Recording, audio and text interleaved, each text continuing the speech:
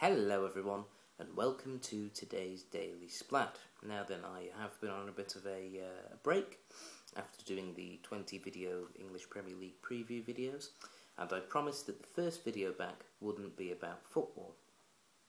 And it won't be, you might be pleased to hear. Although I am wearing a Manchester United jacket, that is probably as far into it as I'll go. Obviously, over the last month, there's been some interesting world events, the riots in England in particular being a very big talking point. Now, I am an English person myself. I was born in Withington in Manchester. I grew up in the Lake District and in the Isle of Man for a bit before moving over here to Perth, Western Australia. And so hearing about these riots that at first were happening in London but then spread to Birmingham, Liverpool, Manchester and other areas of the country, obviously it was something that I felt not connected to, but it's my homeland. I have at least some form of vested interest, even if I don't live there anymore, and haven't been there for a few years now. But I still have an interest in the place, and quite frankly, it was a load of rubbish, really.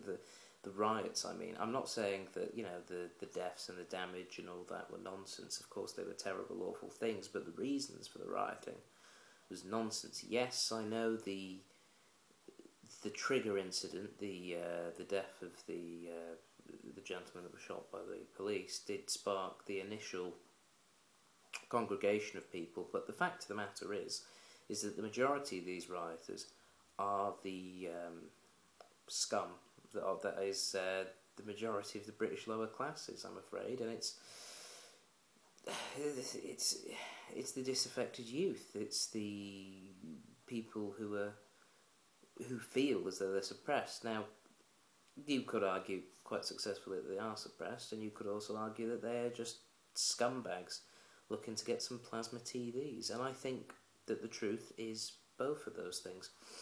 I was reading just on this little laptop here that Russell Brand, who, like myself, is an expatriate Briton, although that's pretty much where the comparisons end between us, he wrote a very interesting article called Big Brother Isn't Watching You, and he talks about his opinions on the riots, and I just want to read a little bit from it for you. So this is from Russell Brand's Big Brother Isn't Watching You.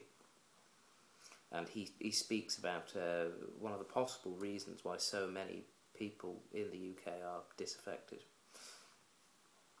No education, a weakened family unit, no money and no way of getting any. JD Sports is probably easier to desecrate if you can't afford what's in there, and the few poorly paid jobs there are taken.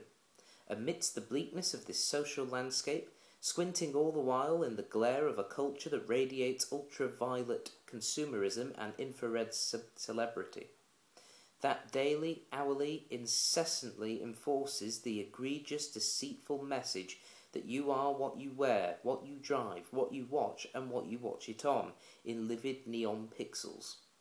The only light in their lives comes from these luminous corporate messages. No wonder they have their effing hoods up. I remember Cameron saying, "Hug a hoodie," but I haven't seen him doing it. Why would he? Hoodies don't vote. They've realised it's pointless, that whoever gets elected will just be a different shade of the "we don't give a toss about you" party.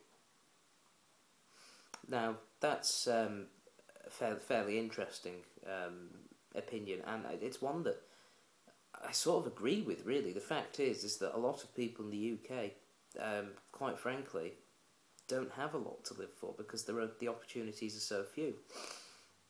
The reasons for this are many and varied, and the one that stands out for me is overpopulation. Quite frankly, Britain, both as in terms of the size of the country and in terms of the way it's set up, just isn't set up for the amount of people that live there. There are too many people living in the UK. Now, I don't know how you sort that out, to be honest, unless you just pick one person in every 8 at random and then just send them away, but you can't do that, obviously. So British society, I think, has to adapt to, allow to allow for these extra people, and the fact is the population is going to grow.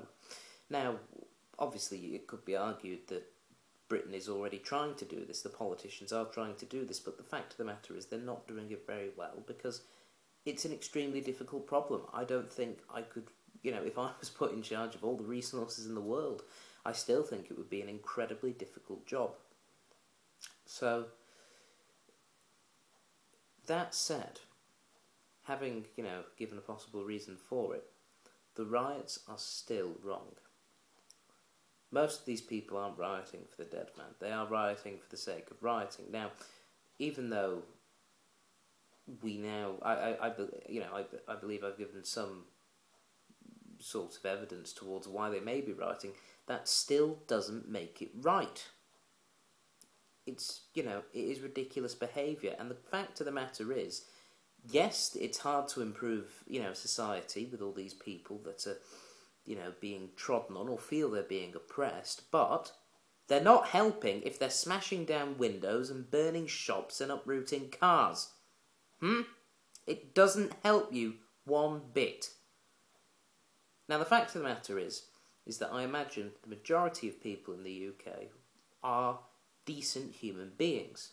It doesn't mean they're not idiots or greedy or vagrants, but that people have their faults. Believe me, I have quite a few, but I still think generally people are pretty decent.